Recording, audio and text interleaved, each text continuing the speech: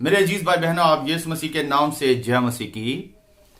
पिछले दिनों में मैं एक न्यूज में देख रहा था जो दिल्ली के बारे में थी कि दिल्ली की जो आबो हवा है, हमारी राजधानी है न्यू दिल्ली, तो वहां की जो आबो हवा है वो बहुत प्रदूषित हो चुकी है। वो बहुत ज्यादा पोल्यूशन का लेवल बहुत बढ़ गया है। तो ये एक चिंता का विषय है। वो वहां जितनी जिंदगियां जी रहे हैं वे एक खतरे के हालातों में रह रहे हैं। हम देखते हैं पोल्यूशन कैसे कैसे हमारे जीवनों में प्रभाव डालता है। तो हमें चाहिए क्या? हमें इन सभी चीजों को नजरअंदाज नहीं करना चाहिए। हमें इन कुदरत की दी हुई नायाब चीजों को, वातावरण को प्रदूषित होने से बचाना चाहिए। हम मनुष्य ये कर सकते हैं। प्रभु ने हमें बुद्धि दी है, तो वातावरण में पेड़ अच्छे लगाना है और बहुत सारी चीजें जो पोल्यूशन पैदा करती हैं उन्हें हमें यूज करने से परहेज करना चाहिए। तो इस तरह से इंसानी जिंदगियों को हम बचा सकते हैं। पर क्या कोई चीज आत्मिक दृष्टि में भी कोई ऑक्सीजन है जो हमें जिंदा रखती है? दुनियावी तौर पर हम देखते हैं एक सामान्य व्यक्ति बिना भोजन के वे केवल 20 या 21 दिन तक वे जिंदा रह सकता, सरवाइव कर सकता है। बिना पानी के वे 4 या 5 दिन के लिए एक सामान्य व्यक्ति सरवाइव कर सकता है। परंतु ऑक्सीजन के बिना वे केवल मात्र 4 मिनट तक सरवाइव कर सकता है। 4 मिनट तक वे सरवाइव कर सकता है। बहुत कम अवधि है।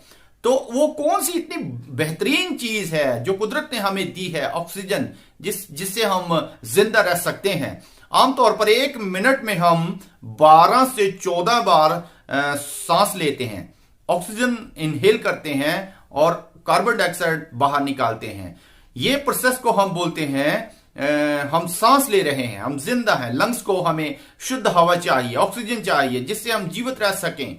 तो ये जो प्रक्रिया है ये बाइबल में भी है कि हमें अच्छी चीजों को अंदर लेना है और जो बुराई है, जो गंदगी है, हमें बाहर निकालना है। बाइबल में हम देखते हैं उत्पत्ति की पुस्तक उसके 2 अध्याय के 17 वचन में लिखा, जो पहला आदम और पहली हव्वा पुरुष और स्त्री को बनाया, तो उनको प्रभु ने एक चीज कहा कि तुम लोग ये पेड़ का फल नहीं खाना, यदि तुम खाओगे जिस दिन उसी दिन तुम मर जाओगे।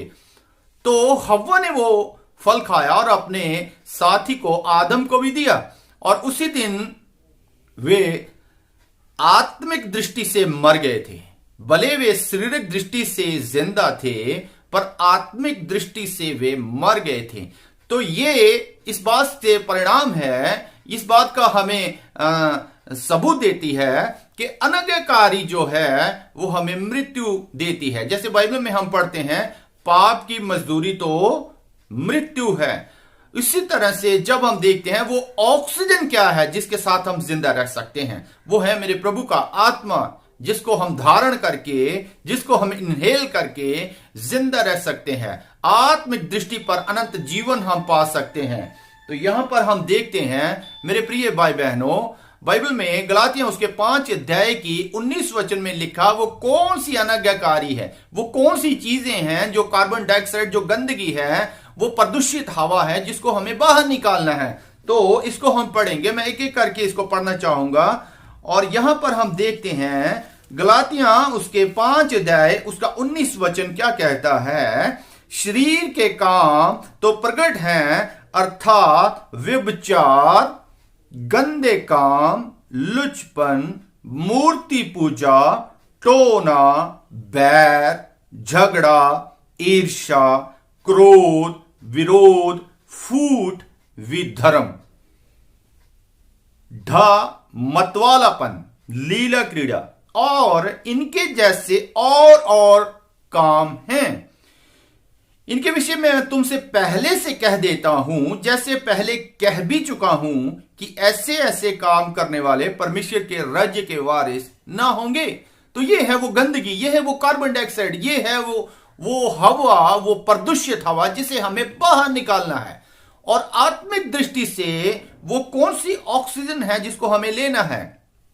वो है मेरे प्रभु का आत्मा, जिसके माध्यम से हम जिंदा रह सकते हैं। वो आत्मा को धारण करना है, आत्मा को इनहेल करना है। वो ऑक्सीजन आत्मा की हमें लेनी है और उसके लिए कौन से फल है जो हमें ये दिखाएंगे कि हम जिंदा हैं। यदि हम जिंदा हैं तो हमें परखे जाएंगे इन चीजों से कि हम ऑक्सीजन को ले रहे हैं, आत्मिक दृष्टि से हम जिंदा हैं। वो ये चीजें हैं, 22 वचन यूं कहता है, पर आत्मा का फल प्रेम, आनंद, शांति, धीरज, कृपा, भलाई, विश्वास, नम्रता और संयम है। आमीन। तो ये चीजें हैं जो आत्मिक ऑक्सीजन है, जिन्हें हमें इनहेल करना है, जिनको हमें लेना है। प्रभु के वचन में से ये खूबसूरती से हमें बताया गया है। मेरे प्रिय भाई बहनों, मैं ये चाहता हूं कि हम इसको सही ढंग से समझ लें। हम आत्मिक दृष्टि से यदि मुर्दा हैं तो प्रभु के आत्मा का जो ऑक्सीजन है उसको धारण करना है। प्रभु इस वचन के माध्यम से आपको आशीष दे। आइए हम प्रार्थना करेंगे। जीवित परमेश्वर, मैं आपका धन्यवाद करता हूं आज के अच्छे दिन के लिए जो हमें दिया है। प्रभु, जैसे हम दुनियावी तौर पर बिना ऑक्सीजन के जिंदा नहीं रह सकते हैं, हम बाइबल में से ये जान गए हैं, हम समझते हैं प्रभु कि सच में आत्मिक दृष्टि में भी हमें वो आत्मिक ऑक्सीजन की जरूरत है। हमें आपकी जरूरत है। पवित्र आत्मा हमारे जीवन में आइए और हमें वो शुद्ध हवा, ऑक्सीजन प्रदान करे जिससे हम जिंदा रह सकते हैं, अनंत जीवन पा सकते हैं। पवित्र आत्मा हमारे हृदय में आइए। प्रभु, जो भाई जो बहन इस वीडियो मैसेज को देख रहे हैं, मेरे प्रभु यीशु मसीह के नाम से वे आशीष पाएं। मेरे प्रभु यीशु मसीह के नाम से वे चंगे हो जाएं। मेरे प्रभु यीशु मसीह के नाम से आत्मिक वृद्धि में बढ़ें। मेरे प्रभु यीशु मसीह के नाम में उसके नेचर और स्टेचर में बढ़ते जाएं। और प्रभु परमेश्वर, आप उनके घरानों को भी ब्लेस करें। ओ प्रभु, जो कोई मुश्किल के हालातों में, समस्या में है, बीमारी के हालातों में है, मैं अपने प्रभु के दिए अधिकार को इस्तेमाल करता हूं। I use your authority in the name of Jesus Christ. Hallelujah. प्रभु, मैं आपके दिए अधिकार से उन सारी समस्याओं को, बीमारियों को, ऑब्स्टेकल्स को यीशु मसीह नासरी के नाम से डांटता हूं। ओ मेरे भाई बहनों को जो इस वीडियो मैसेज को देख रहे हैं, इसी वक्त सुनते सुनते छोड़कर जाओ। यीशु मसीह के नाम से जाओ। यीशु मसीह के नाम से आजाद हो जाओ। यीशु मसीह के नाम से चंगे हो जाओ। यीशु मसीह के नाम से आशीष पाओ। ओ मेरे प्रभु, आपका धन्यवाद हो। आप मांगने वाले को तुच्छ नहीं जानते। मैं आपका धन्यवाद करता हूं। आपके वचन में मरकस 11:24 में लिखा है, यदि तुम शक ना करो तो तुम्हें मिल जाएगा। हम तो भरोसा करते प्रभु, जो हमने मांगा आपने दिया है। ये प्रार्थना विनती मेरे प्रभु यीशु मसीह के नाम से मांगता हूं।